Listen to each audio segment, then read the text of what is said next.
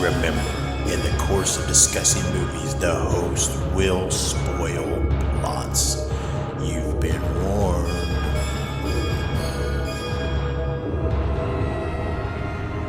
Listen to their screams.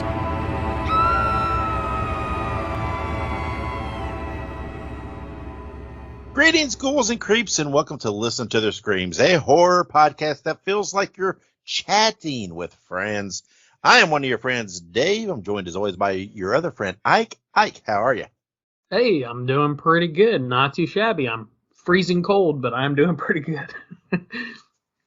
Yeah, I think we should subjectify that freezing cold for us is not the same as our friends in the Midwest. True. Where we're originally from. It's like 30 something here, and I'm freezing, but that is nowhere near the single digits that they're experiencing. To be fair, though, in my defense, down here in the Panhandle, when I got up this morning with wind chill, it was under 10 degrees. So, in my defense, that's still pretty cold. Yeah, well, they can have the winter and their snow and their single digits. I moved away from that crap. I don't want it anymore. So, I don't feel any. I don't feel whatever. I don't feel pity. They can move someplace warmer too. True. So, true. Anyway, today on this episode, we are reviewing the movie Underground, a found footage film that is now on Screenbox. And I will just precursor this by, boy, do I have opinions. And we'll get there. But before we do, we got a lot of stuff to discuss and talk about. First of all, thank you to our wives, Monica and Kayla, for always supporting us. They will be back on the episode soon for another Wives Rebuttal. I promise. I know people like it when they're on and things get a little heated and there's some tense discussions and things get fiery. Yeah, they'll be on soon. We'll have all that hellfire and brimstone coming on the show soon. Just bear with us. But before we get into all the meat and potatoes of this episode, Ike, did you watch anything this week besides Underground? So I've watched a few things. I went and watched. Oh gosh, what was it called? So I told everybody I've been watching The Vampire Diaries, which cheesy, whatever, but it's about vampires, so it's cool and horror, somewhat related. So we moved on to the originals, which is about old vampires. I've also been watching a lot of gameplay from the new Five Nights at Freddy's game, so a horror game called Five Nights at Freddy's. I think it's Help Wanted 2. Really cool. It's VR, so it's really neat. If you guys, anybody out there has a Meta Quest or whatever VR machines that exist now, give that a look because it looks pretty fun. Not gonna lie. And other than that, I do want to throw a real quick shout out to God of War Ragnarok, which I started playing this last couple weeks ago, and it's really fun, And while it's not directly horror related, there are some pretty horrifying things in this game. So, but it's a lot of fun. I'm enjoying it. Yeah. Let's see. I did watch the movie that you mentioned last episode, Triangle. I watched it. It was trippy. It was. It was I know they didn't really I don't know, it was weird. It's like they didn't give an explanation for why things were happening the way they were happening per se, but man, it was loopy, and it was like just layer upon layer of weird shit going on there. And it I kind of, based on what you said about the ending, waiting for the ending, and watching the movie, I kind of had a gut feeling what was going to happen. And I didn't know the specifics, but what happened. I'm not going to give spoilers on this because I think people should watch it. But yeah, it was fun. I enjoyed it. It'll kind of make your head spin a little bit. Yeah, it really does. It's that old Doctor Who adage of time is wibbly wobbly and timey-wimey, and it was definitely a little wibbly wobbly in that. But I advise people to watch it. It was entertaining. It was fun. I did like it. Other than that, I didn't really watch anything horror related. Kind of a slow week again. And once again, I promise things will pick up. it's just, oh God, everything's been so busy.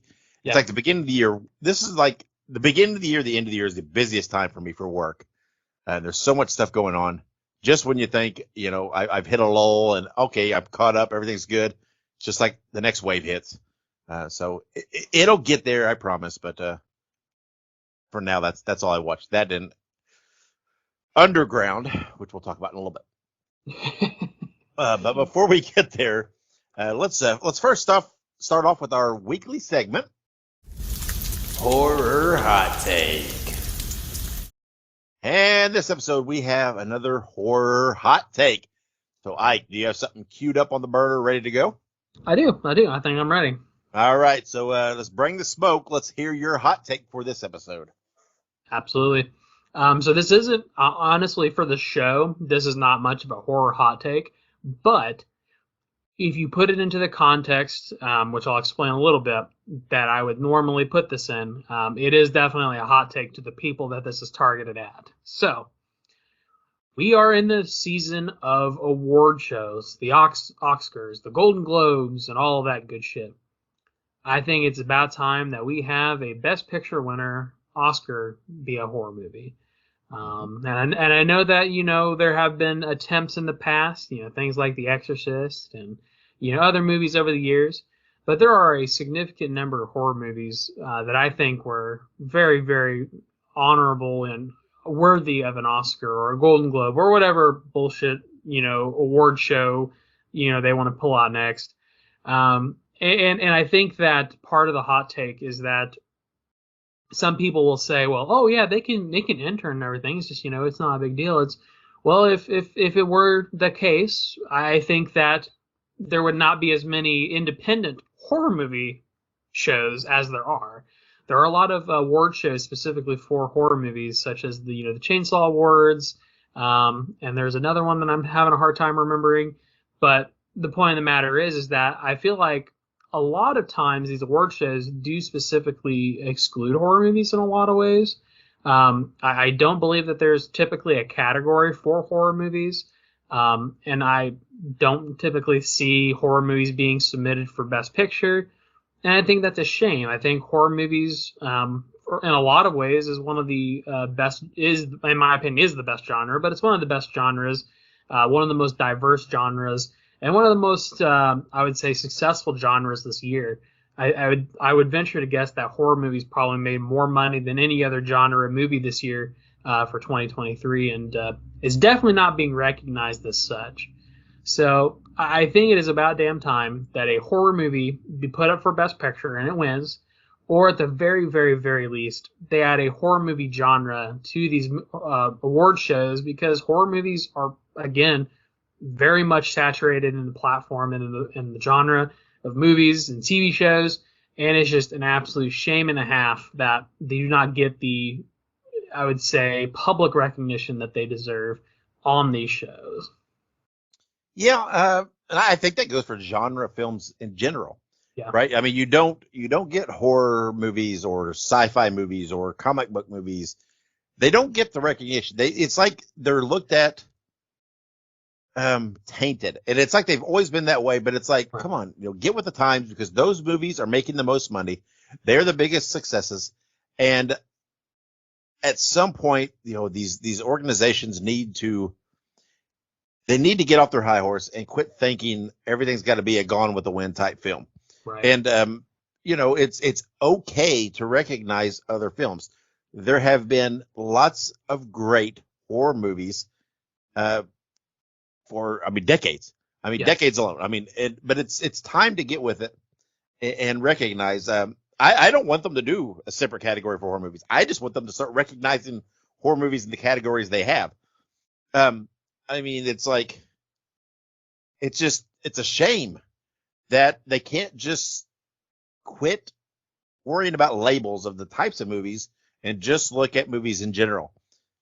Every year there are spectacular horror movies that are just great movies, and people that are voting on these things and nominating these things should not look at these things with any kind of bias if it's not the style of movie they like. That's not what their job is. They shouldn't look at it that way. But they do. There's always a bias against horror movies and genre movies in general. And I want to think that at some point in time they'll come off it, and it'll get past that, and that the only recognition horror movies will get will not just be for effects or something like that. But who knows? I mean, who knows? It's like I thought this for a long time, and it just doesn't seem to get much better. And I'm not knocking the movies that are out there, but there's so many weird, twisted things they do. Like this year I don't even know. I don't keep track of all this a lot. I don't know. So I think it's the Oscars.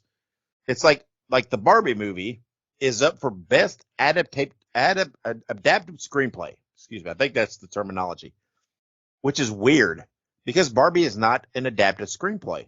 Yeah. There was not pre-existing material that they pulled from. It's just a toy. It's not like there were books or movies that they pulled from. That was an original screenplay. And all they're doing is slapping the face of those writers. Yep. By nominating them in the wrong category. And it's like, it's ignorant.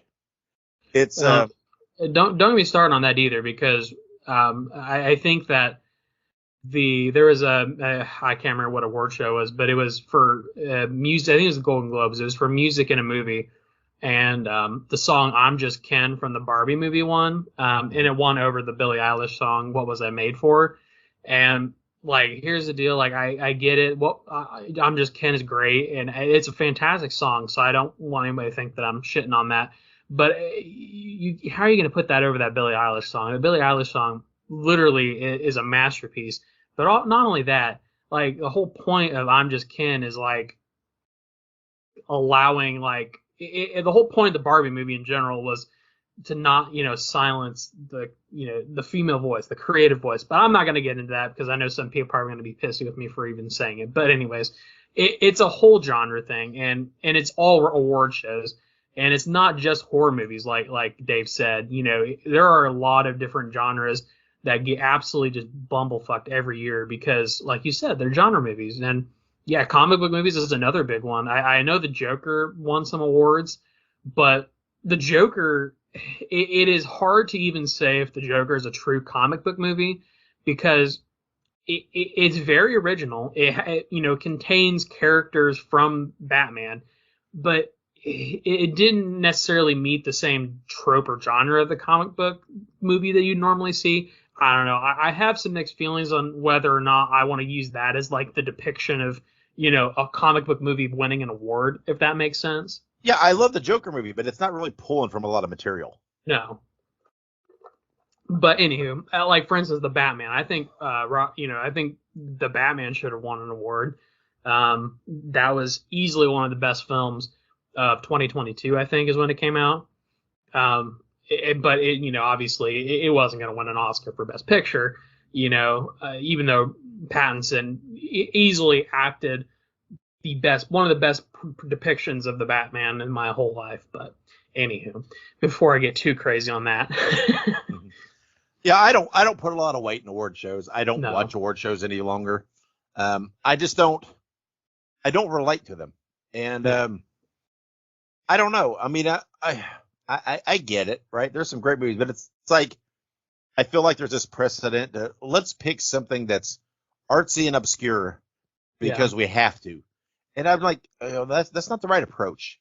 And I'm not saying you go by commercial success. That's not necessarily what the dollars don't equate quality necessarily. But you broaden your horizons a little bit, and let's get some people in these voting groups or whatever. I don't even know what they are. Whatever they are. That aren't so narrow-minded. And, do I think every horror movie should be nominated for something? No, of course not. But every year, I feel like there are at least 1, 2, 3 that are worthy of at least being discussed and being up there. And there's always 1 or 2 that I really feel should be nominated. And whether it be for a performance or the film itself or whatever, I don't know. I just think it's time to get off our egotistical little pedestal and realize that movies are different, right? Movies are different, and let's don't be narrow-minded, right? Let's be open-minded. There are a lot of great horror movies that are just great films in general. And everybody thinks horror equals gore. And that's not an equal equation all the time. And I don't know. We could talk for hours on this. I completely agree. But again, it's part of the reason, one of many reasons. I don't put any stock in award shows. Yeah. I am not, none of them. For music, movies, I don't relate to them. I don't feel like they're true representations. Yes, they get some things right, but overall, I think they're in a, I'm not saying every horror movie should win, but there should be more nominated, just like genre films in general. So, yeah, it's a sore spot for me, and it's a reason I don't pay any attention to the award shows, outside of, like horror genre specific type awards things. I watch those because I feel like they're they give consideration, and and I'm all for there being genre specific awards and award shows, but there should be some bleed over. There should be some. I mean, horror movies are mainstream. Horror movies make money. Horror movies top the box office charts. So how do they not get consideration? So, and just one last thing to add to that. I was looking at just the list just because I was curious. The last time, like a horror movie, I think really ever, because I'm looking back at these, and I think at least since 1974, the only time a horror movie has ever won something, and I would say like an actual horror movie, probably was, probably The Silence of the Lambs in 92. So from this list, from 1974 to present, that's what, how many years? That's almost 50. It's 50 years. This year will be 50 years, counting from what I'm reading here. I'm sure it's been around longer. In 50 years, there's been one horror movie that has won an award. And like, don't get me wrong, a lot of these movies were great movies that could have potentially deserved an award. I know The Shape of Water is on here, but I go back and forth on whether or not that's a true horror movie. But like, for instance, and I don't mean this at all in a negative way, but this is just an example. I like this movie and I like the people in it, but you're gonna tell me a movie like Birdman won an award, but a horror movie can't win an award? Like, come on. yeah, well. And maybe sometime we'll just do a whole discussion on this for a whole episode as a special episode or something, because for real, again, we could discuss this for hours, but we've got a lot more to discuss. So let's move on. It's a good topic though. It's a really good topic. But it's just a bigger picture. Horror does not get any kind of respect. People have a very narrow-minded, opinionated view that has not progressed since the early 80s. They don't view horror as anything more than slash and gore and blood, and they just don't. They just refuse to see it as anything more. It is, and yes, it is advancing. It is growing, but it's such a snail's pace that it's almost insulting. Yeah, but that's okay. We'll keep campaigning and supporting the cause and do our bit to try to bring some recognition. But okay, so good topic. Well, I think that's something maybe we ought to put a pin in and come back to in future episode, because I mean, that's something that I think we could really dive deep in and discuss, do some research, look into the numbers, the years, the nominations, and just really, try to bring some light to it. So, Absolutely. But for now, we got a lot more to do. So let's take a pause, and when we come back, we'll come back with the news, upcoming birthdays, and movie anniversaries. So stick around. Make sure you subscribe to listen to their screams on your favorite podcast platform. Also, make sure you look us up on social media. We're on Facebook, Twitter, Instagram, Letterboxd, TikTok, and Slasher. All you have to do is look up Listen to Screams. That is Listen, the number 2 in Screams, and you can find us there. Also, make sure you go and buy yourself a Listen to Their Screams t-shirt. You can find all of our shirts at tinyurl.com Screams Shirts. Spread the news. Spread the news. Spread the news. And welcome back to the news. All right. The news. The news. I say we gotta make our best spooky ghost voice. Getting a little Scooby-Doo-ish. That's for real though. All right. So starting us off at the top, and before I actually say this, last Thursday, Dave and I were texting. Mm-hmm. Dave texted me some information that reportedly Neve Campbell and Courtney Cox had reportedly turned down offers to reprise their roles in Scream 7. Yeah. This of course was, to me and Dave, this was like, this is the final nail in the coffin. Like, just cremate this sumbitch, start over. Because at this point, you don't have Melissa Barrera, you don't have Jenna Ortega. You've already killed off a lot of the legacy characters up to this point. You have you don't have Neve Campbell, you don't have Courtney Cox. So who do you have to make a movie? Not a lot of people. But despite that horrible news, at a recent event, Neve Campbell has said she is open to returning to the Scream franchise under the right circumstances. And here's the deal. I don't know what the production company needs to do to stop pissing people off, but for the love of Christ, please stop pissing people off. Please stop. Like, I am on my knees and hands begging you to stop being assholes, because whatever they're doing is driving away all of their talent. So whatever you need to do to get Neve Campbell and anybody else back on the project, I suggest they do it. Yeah, and again, I saw this video. This is true. This is not rumor. I saw her speak these words, and she was very, I don't know what I want to say. She knew her stuff, what she was talking about, right? She said that she understands there's a lot of confusion with the Scream franchise, right? There's a lot of people in the Scream franchise, hires up, that are probably scrambling right now and that are in a panic. As she did say, the Scream franchise means a lot to her. It means a lot to fans. So it needs to be respected in that sense. She also spoke that, hey, it needs to be respectful because of the memory of Wes Craven. Yeah. And she said that, you know what? She's not closed any doors. She's willing to come back in the right circumstances. Obviously, there's assholes out there who immediately jump at, oh, it's all the money. No, that's not what she meant. I guarantee it. I'm not trying to put words in her mouth, but what she means is the right script, the right story, the right telling. Yes, does she deserve to get paid? Fuck yes. Because Neve Campbell helped make this franchise what it is. So I don't give a shit what you want to say. You could say, is it about the money? Right. You know what? She's earned the right for it to be about some money.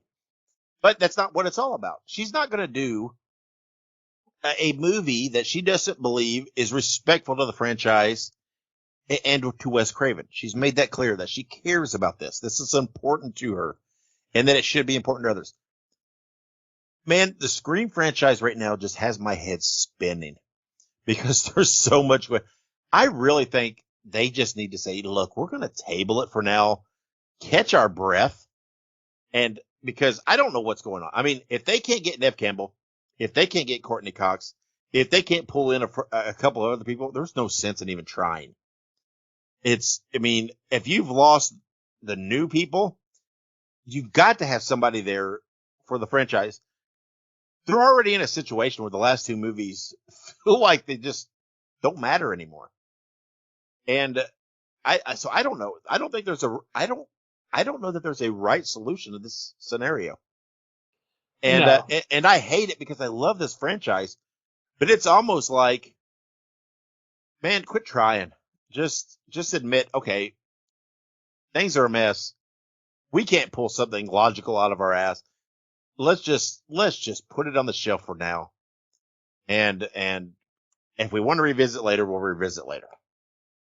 Yeah, absolutely. And before we move on, the only other thing I want to add is that, like you said, Nev Campbell, in reality, and because I hate when people say that, oh, she's just doing it because of the money. Nev Campbell doesn't need the money, man. She has more money than you or I or anybody else watching this podcast will probably ever have in our lives. And because of that reason, she can come from a position and say, look, I want to do this movie right. I'll do it, but I want to do it right. I don't want to half-ass it. I don't want to create some bullshit. I don't want to make something that stinks. I want to make a good movie. And like Dave said, it's coming from a position of, I would say positive authority. She wants to honor the legacy of Wes Craven of the Scream franchise, but she doesn't just want to do it just to do it. And I feel like right now that's what they're doing because they keep losing actors. A lot of the studio politics are getting in the way. And at this point, if they make a movie, they're just making a movie to keep the rights. And it just, anytime you look at a horror franchise that is just making movies to make movies, you can clearly tell the quality of the movie has dropped. You can clearly tell the story makes no sense. Look at the Hellraiser franchise.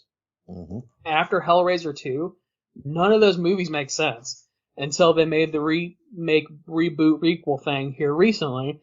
The Hellraiser franchise is a perfect example of that because they just stop making fucking sense.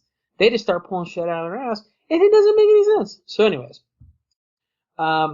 moving on from that, Nev Campbell, keep doing what you're doing, and whoever's producing the movie, figure it out. Anywho, moving on to our next little bit of news.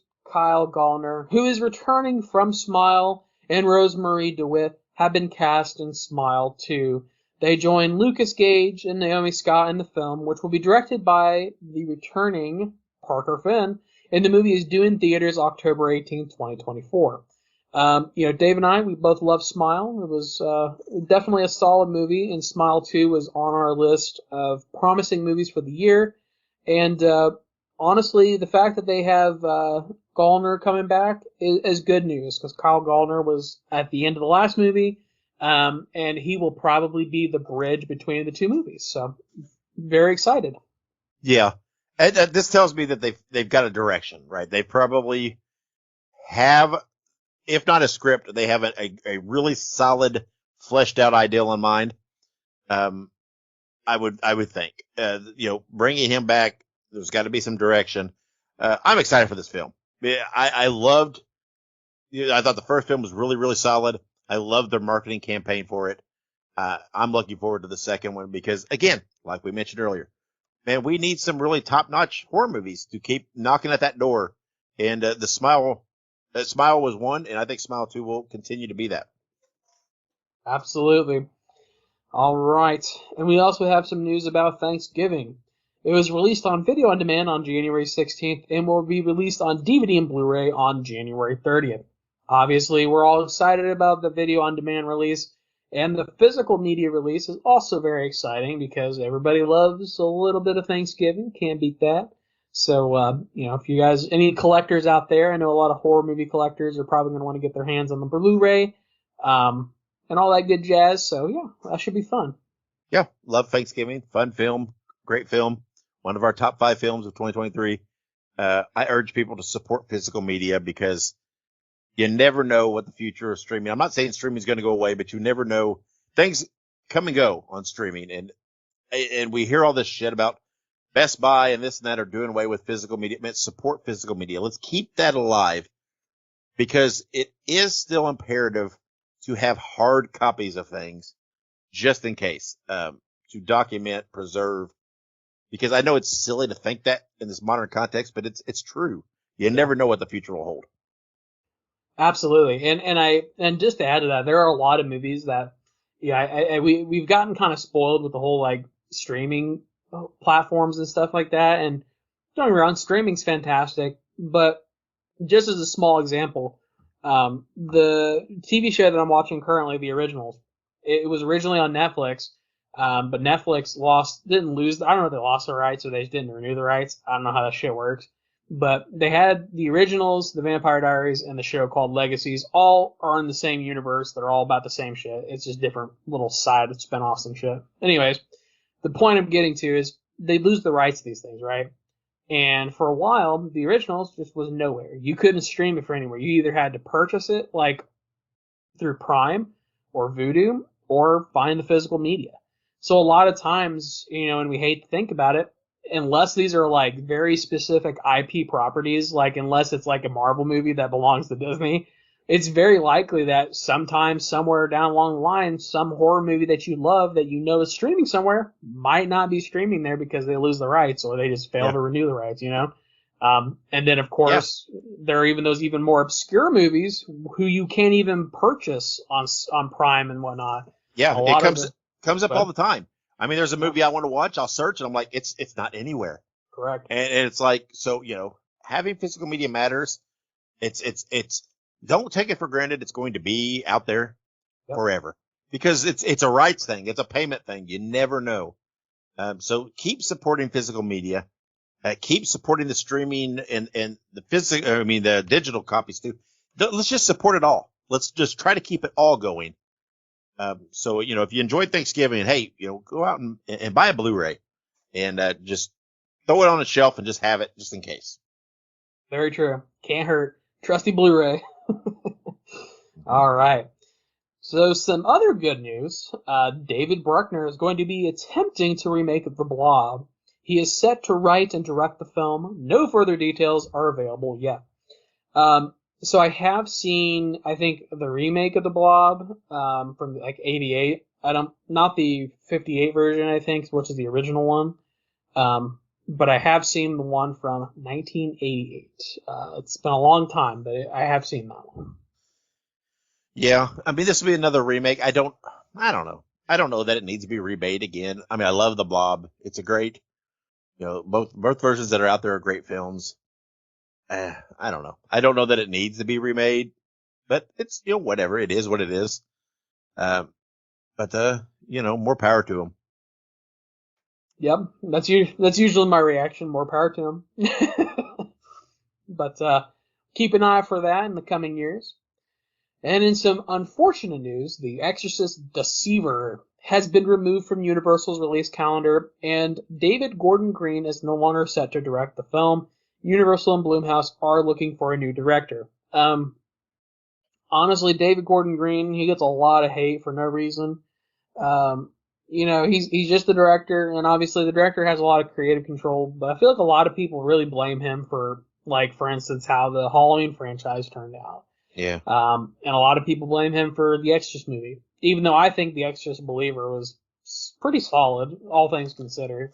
Yeah, they're saying this is a conflict. He has some other things that he's working on, but I don't know that they've pulled it off the calendar because they're looking for a director, or because in their mind it did underachieve what they hoped for. Right. So I don't know. Hopefully the trilogy gets seen through. Hopefully this is just a minor setback, but I don't know. These kind of things in this day and age worry me. It's like, I don't know. It's like everything has to be like super successful. It feels like before they'll see things through. It's like if a thing's not top notch or a top box office draw, they don't want to. I miss the days of the '80s where they just made sequels just because, and it's like, let's just keep it going. And I don't know. Whatever. Yeah. I'm sure I don't know. I'm sure maybe we'll see. Who knows? I don't even know. Maybe we'll see it sometime. Maybe we won't. But him not being attached to it is supposedly a conflict of scheduling. But it might be, I don't know. Universal might see it as a blessing in disguise to table the project. Who knows what's going to happen? Yep. I will say I was looking forward to the other two movies that they were going to supposedly release, but it is what it is. But like you said, we'll see what happens. All right. So we have some upcoming birthdays. Starting us off strong, January 18th of 1969, Dave Bautista from Knock at the Cabin Door, as well as many other films. Dave Bautista is certainly one of the people who I would never expect to say, like, wow, he's such a good actor. But I think that given his track record so far with Guardians of the Galaxy, A Knock at the Cabin, as well as some of his other comedy films and action films, he's really good. Dave Bautista's a solid actor, and he doesn't get enough credit because he's so large. He's such a big guy, and Yep. I feel like a lot of people look at him and they say, "Oh, this is just some hulking dude who wants to do this." Where I think he has legitimate acting chops, and I think that in the coming years we're going to see more of that because he's just continuing to develop. He's honestly super great. Love him. Yeah, I mean, I like Dave Bautista as an actor. He's done some really great stuff. He's surprised me to the point now where it's like I'm no longer surprised. I expect really good stuff, and it's like every project he does is just seems to be better than the one before. Yeah, absolutely, 100%. All right, and here's a huge throwback. January 19th, 1809. Mm. Edgar Allan Poe, the author. Um, I think it is, doesn't need to be said, but Edgar Allan Poe is hands down probably one of the most significant and influential poets and authors of our time. Um, I guess from before our time, I suppose. But I think he's already regarded as one of the first masters of horror and Gothic, literature, and I think it's very important that we continue to remember his works and things like the Fall of the House of Usher, which talks about his works and uses them in a modern context, etc. It's important that we still do that because he has a lot to give, even in death, and I think we'll continue to see that. Yeah, absolutely. I mean, yeah, a great writer continues to provide content for those making shows and films and whatever else. Much like guys like H.P. Lovecraft and whatnot. So paved the way for a lot of what we get to watch today. Absolutely. All right. January 20th, 1970, the lovely Skeet Ulrich from Scream and the Craft. Skeet is fantastic. I have not personally met him, but I've been in the same room as him during a panel. So that was awesome. He's super funny guy, very talented. Love him in Scream. He's also in the TV show Riverdale, which is not too bad either. He plays, I believe, Jughead's dad. So it's very, very interesting. Very interesting guy. Very interesting character. Very, very well versed, I would say. Yeah, seems like a good guy. Every time I see interviews with him, and he seems very grounded, very in touch with what he is. He obviously kind of brought back into the Scream world with the latest film in those vision scenes or whatever you want to call them. So obviously in the genre we're talking about, yeah, most known for Scream, but yeah, he's done a lot of other things. Yeah, absolutely. Gotta love it. And then we also have Linda Blair, born on January 22nd, 1959. Of course, you know her from The Exorcist, Hell Night, Supernatural. She's done all kinds of stuff. She's been in so much. She's done so many cameos and everything else. She's a very lovely person and a very fantastic actress who will forever be known for her green pea vomit. Yeah, I love Linda Blair. She's spectacular. Obviously, one of the more notable names of horror history, and continues to do some really great stuff. I mean, had a cameo there at the end of the new Exorcist film that we, talking about the trilogy. I was, hopeful that maybe she'd have a bigger role in the next couple films. So we'll see what that happens. But yeah, love me some Linda Blair. Absolutely. And then, wow, we're getting the duo here from Scream. January 24th, 1970, Matthew Lillard. He is known for Scream, 13 Ghosts, sorry, Five Nights at Freddy's, and I'm going to throw Scooby-Doo out there because that is horror movies for kids. Um, you know, Basically Matthew Lillard, in my opinion, is a modern Renaissance man. I love Matthew Lillard. I love Five Nights at Freddy's. And I cannot wait to see him in the next Five Nights at Freddy's movies, which will eventually come out at some point. Actually, I heard a rumor that, speaking of, that Five Nights is going to start filming February or March of this year, the second movie. Interesting. All right, interesting. Yeah, love Matthew Lillard. Of course, I mean, yeah, he's Stu in Scream. That's one of his greatest roles ever. But I always will see the guy as Shaggy. He is the live version of Shaggy, and always will be in my mind. Absolutely. He's fantastic as Shaggy. I don't care what anybody says. Obviously, the original Shaggy is probably my number one still, just because his voice is iconic. But come on, Matthew Lillard. I mean, he's amazing. Anyways, upcoming movie anniversaries: January 19th, 1996. About what is that? 4, 5, 6 months after I was born. Um, From Dusk Till Dawn. It's been a long time since I've seen From Dusk Till Dawn. But it's a good movie. It's solid. It's about vampires, if I'm remembering correctly, right? It is. There you go. See, I remember it. So yeah, From Dusk Till Dawn. It's one of those movies where I'll think about it and I'll be like, oh yeah, that's that movie that I'm thinking about. But I've not seen any of the sequels or like the TV show or anything like that, so I can't speak to the quality of those. Yeah, me neither. I like the first one. I believe Danny Trejo's in it, George Clooney. It's Quentin Tarantino, I think, wrote it. It's a really, really, really solid flick. Yeah, absolutely. All right. And then January 21st, 1983, House on Sorority Row. Never seen it, can't speak to it, but I'm sure Dave has seen it. Yeah, I have. Your typical little early 80s slasher. Fun film to watch. Nothing groundbreaking there or whatever else, but fun. Absolutely. Fun. I'll have to check it out. Like you said, I'm sure it's just one of those typical cheesy slashers.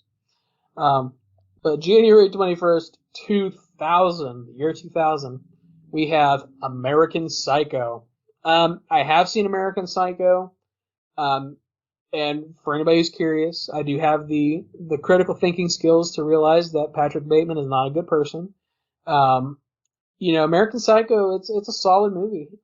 It's interesting. It has a very interesting social narrative, if you will, about the world at the time. And Christian Bale is again just a very well-rounded actor.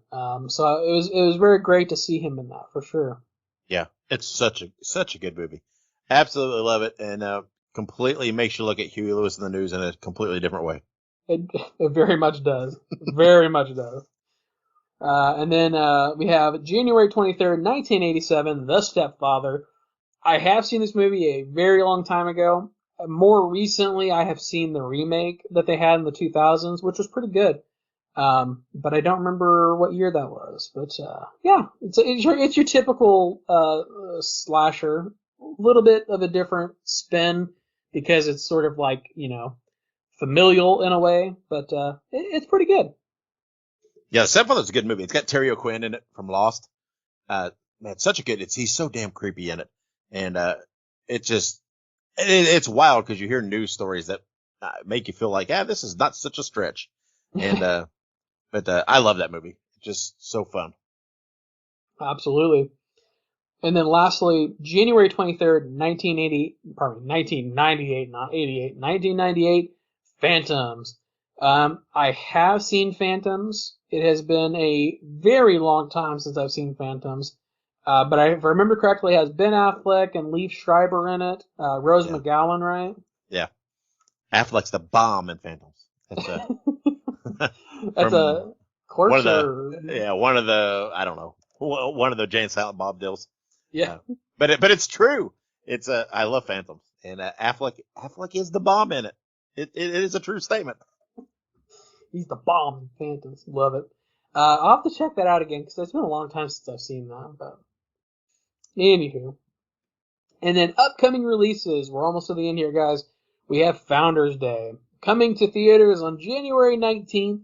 It is described as a small town is shaken up by a series of ominous killings in the days leading up to a heated mayoral election. This was the movie that I actually got confused with Thanksgiving. It just seemed a little too familiar, too similar, maybe. I don't know.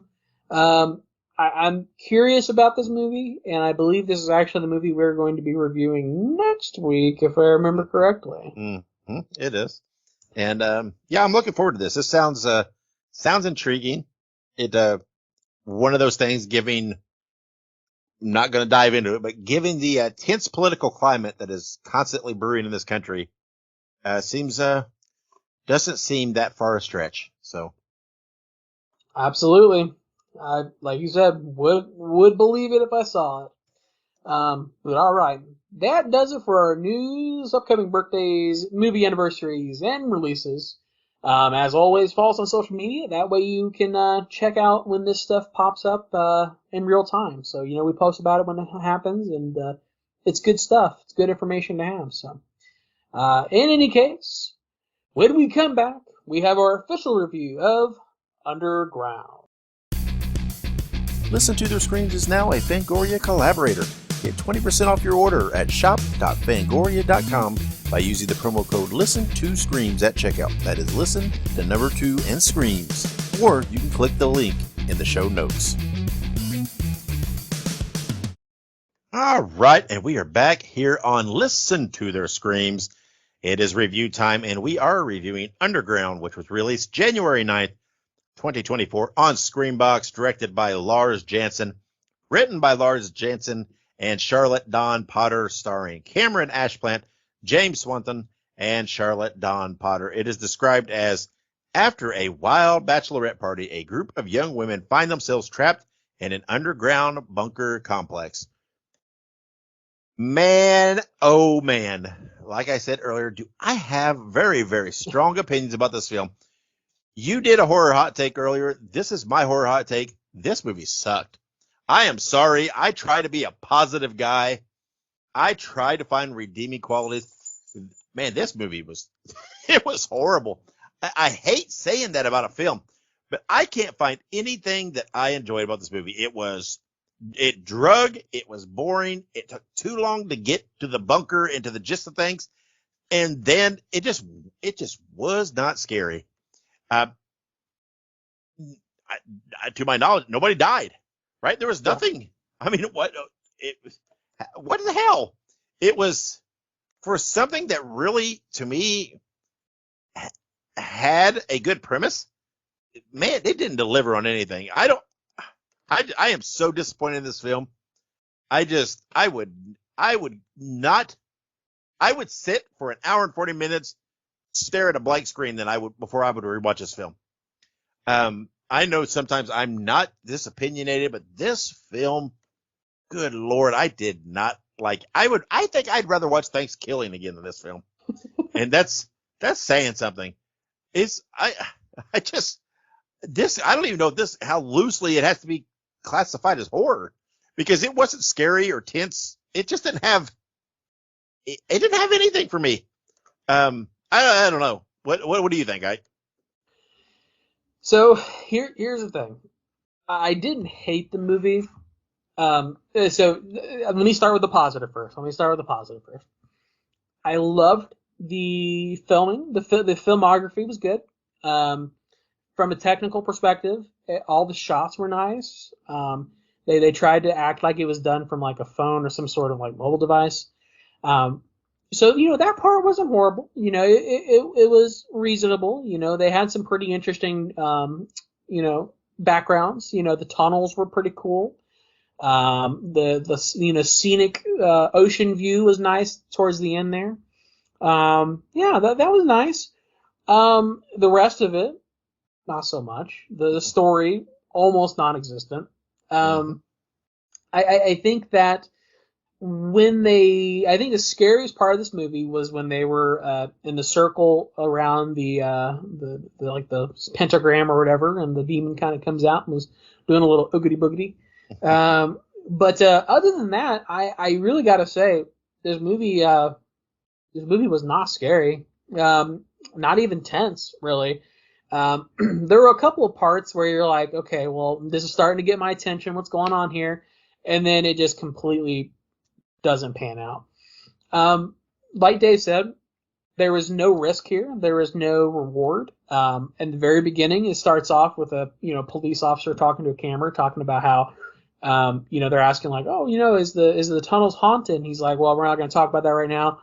And they're like, is it true that some of the people are still missing? And he's like, we can't, as it's an active ongoing investigation, we can't speak about that, which makes you think, well, I guess there's going to be some people missing. No, they all made it out safe and sound. Yeah, I don't understand. Every last one of them made it out of the tunnels. Nobody died. Nobody's lost. There was one person who was lost for like 30 minutes and then they found them. Yeah, literally, absolutely. When you have a horror movie, there has to be something at stake. And the way that you prove that there is something at stake is by committing bodily harm or death upon an individual. That is how you determine that there is something at stake. Any good horror movie that you watch, there has to be something there. There has to be something that pulls you in and says, I don't want this person to die. I at this point, about an hour into the movie, I'm like, I want somebody to die. Please kill somebody, like anybody. I mean, seriously, not a single person was ever, in my opinion, truly at risk. No. I mean, the demon was like caressing their faces like a child and like that was like sick, like, oh, my poor baby. Like, and I mean, don't get me wrong, like it was a little creepy, but like the demon wasn't even that scary. It was just a hand. So I don't know. I was hoping that like it would just anything at all. Like, I don't know. It just felt like they were too wishy-washy with the story. They went kind of back and forth. They didn't really stick to any specific idea, and then the movie was just not scary at all. Nope. So yeah, that's my opinion. Great cinematography, great filmography. Very nice B-roll of the landscape. The actual movie, though, I'm not so sure. But no, it's like they had access to a bunker. They thought, well, we've got to film a movie. So right. it's like I felt like the biggest threat they experienced was the guy early on that was like smacking at the camera and stuff. I mean, what? I don't understand. Is this movie? Man, I don't know. And I hate to knock it. It made little sense. It was only an hour and 40 minutes, and I was just like, I wanted it to be done because like either do something or just end it. Yeah. And I mean, it's like then it's like. I don't know. It's like everything got out. They had the wedding. It's like, what the fuck? What's the point? I don't understand what I was lost. I don't know. Something needed to happen. Someone needed to die. There needed to be more threat. There needed to be more of a visual on the demon or something. Yeah. Something needed to happen. And, we've discussed this before about found footage films. Sometimes I feel like some found footage films, they just use that because it's the easiest route to make the movie. Yeah. It's like, okay, we can film this on phones and such, call it found footage because it's easier. And I feel like that's what this was. I don't feel like they went into it with an ideal and a plan and thought, well, found footage works best for telling this story. I'm sorry. And when we rate this thing, I'm probably gonna rock the world on this one. But man, there was again, hey, the bunker setting was cool. That's the only thing I can say about this movie. Sometimes I can say, well, it was well acted. I don't know. I mean, it's just I don't feel like there was material there to act. It's like I don't know. I mean, it's like the best acting job was the pissed off taxi driver that just like didn't want him to puke in his car or whatever. And it's like, there was so much crap leading up to when they got there that didn't matter. Yeah. It's like, cut some of that crap, put a little heat in the bunker and let's do this thing. And it's, man, I was so let down. Now, to be fair, this has not turned me off from found footage films. No, I'm not completely spun around back to my day of oh man, this is what I feel like this is one of those that just felt like the easiest route to get their film made. So that's why they chose found footage. Not that it was the best tool to tell their story. I feel like it was just the easiest tool. And that's okay. Hey, that works. That's fine. I get that.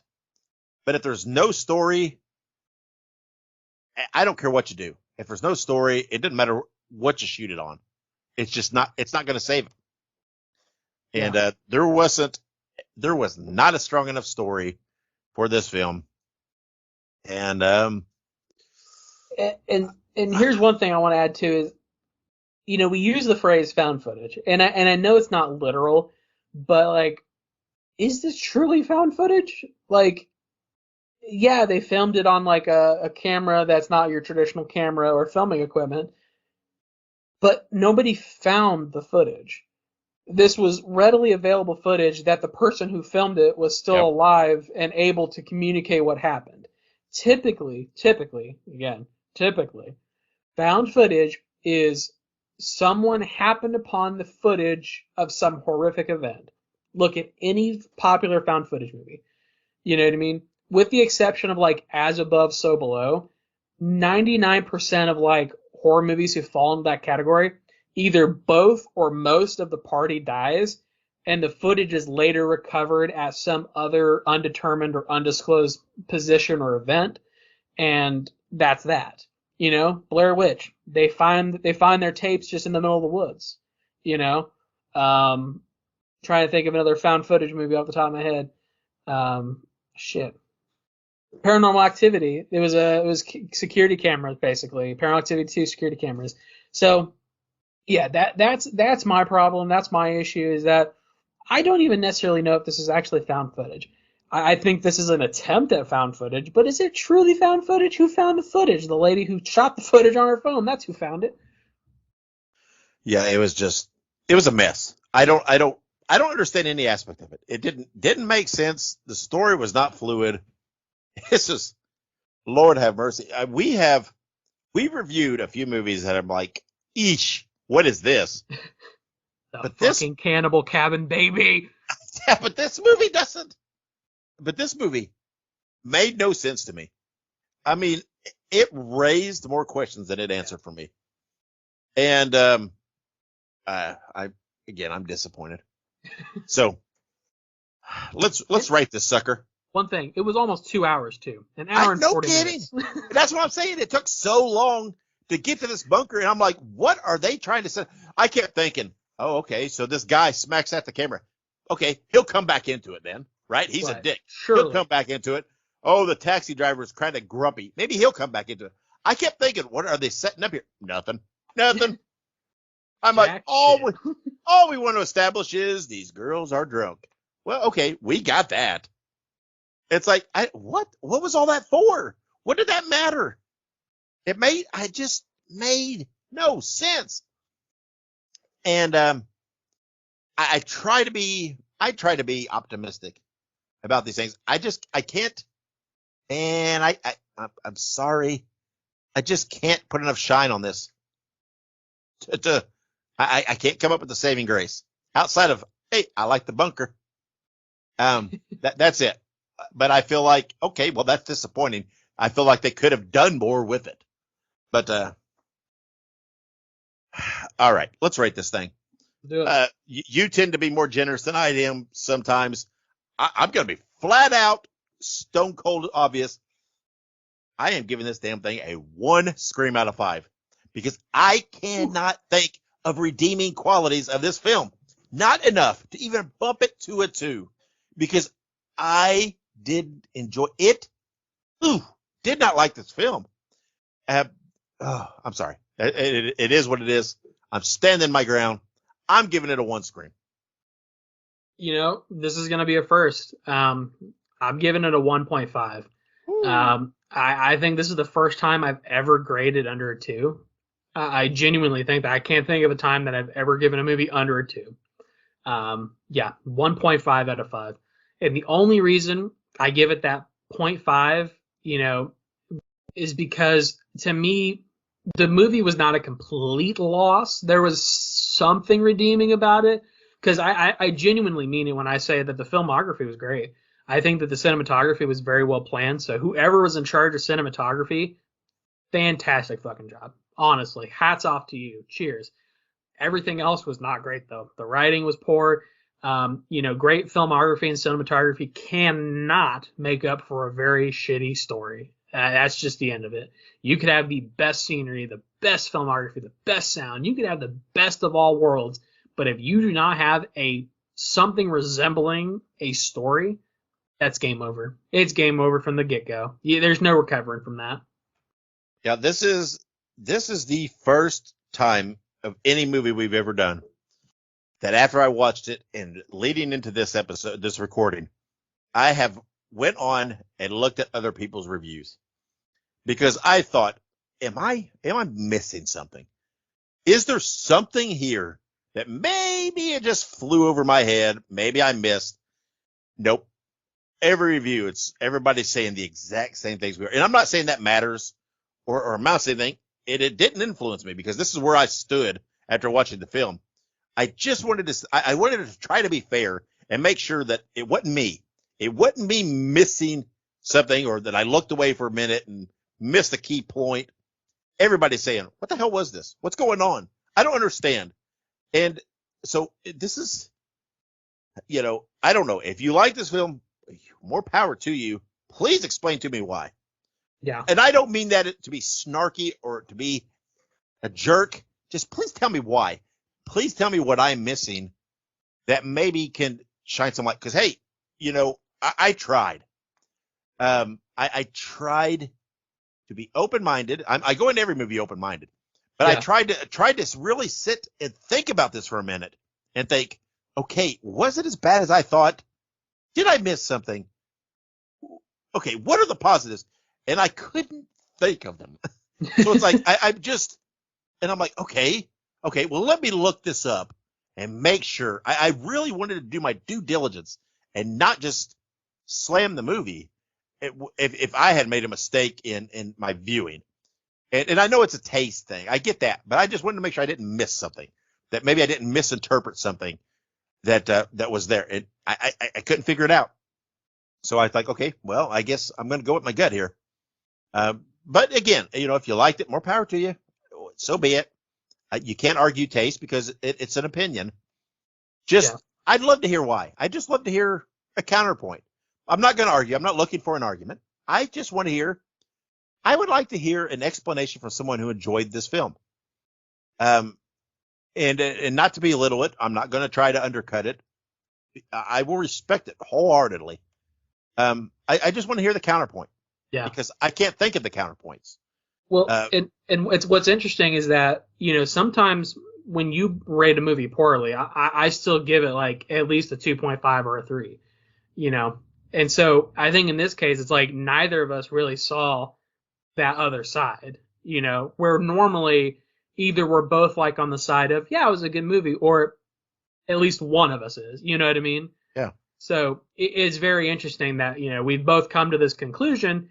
And, I'm very curious, like you said, too. I'm very curious to see the other side of this from somebody who says Underground was a phenomenal film. Like, let me tell you why. Yeah. I mean, I know there's some people out there on social media that I've seen that are very, very positive people that watch movies and can always pick something out. And I try to be where I can at least pick something. But there are some people that are even more positive than me, and I admire that. I'm just curious what those people would see in this one. Yeah. Again, not for argument's sake. I'm not that kind of guy that I'm wanting to fight.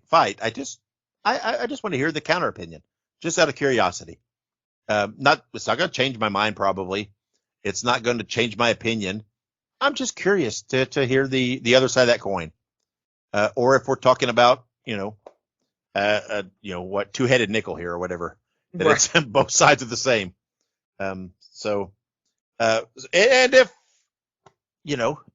if you haven't seen the movie and you got some time, just give it a watch and let me know. Let us know. Do you agree with us? Are we being too harsh? Yeah. Because we're typically not. We're typically those guys that try to find that flower that grows in a pile of crap. That that we try to find the bright spots as something to shine some light on. So you don't hear us very often be like, "Whoo, this one just didn't hit on anything." So so I'm curious. I'm just curious to hear other people's opinions. And but I don't know. I'm a little disappointed. And not very often do I watch a movie that I'm just 100% disappointed and think, man, I wish I had. I don't know what we could have watched in its place this week. But, right. it's like But I am a little more optimistic about next week because we are going to be reviewing Founders Day. It sounds very intriguing to me. I'm very interested in this. I think this is a good concept for a movie. I think it's a very very current concept for a movie that really works. And I think I don't know. I'm looking forward to it because, like we said, we don't get political, but political climate now is very tense. It's very divided. Yeah. And I think this is something that, you could, I think it's a smart move to chop it down to like a mayoral, election, something that's not that people aren't typically as opinionated on as some of the national stages. But I think it's a very good topic to explore in a horror film if done right. And I'm hoping it is. I'm very excited. I'm very optimistic about it. It's, a theatrical release. So that gives me some promise. Sometimes we watch movies and I'm like, I wonder why this thing get released in theaters. Yeah, sorry, Underground. I see why. No offense. But I'm excited by Founders Day. I'm hoping that it gives us some of those surprise Thanksgiving feels when we watch it. I thought, Thanksgiving sounds interesting. And then I went and saw it. I thought, man, that was really good. It was really fun. I'm hoping for that same thing from this. I thought, that sounds clever. And I'm hoping to come out of it thinking, man, that was really well done. So I'm a little more optimistic about Founders Day, but we'll see next episode whether that comes through or not. So yeah. But before we close this out, Ike, anything you want to throw in? Well, other than maybe watch Underground with a little bit more of an open mind than we did apparently. Everywhere out there, I think right now is experiencing a cold rush. So, stay safe out there, guys. Stay warm. Yeah, if try to stay indoors if you can. If you're in a cold area, if you can't, just be safe. Give a little extra time. Ice is slick. Remember that. But be careful. If you have the choice, stay home, cuddle up, and watch some horror movies on a streaming service.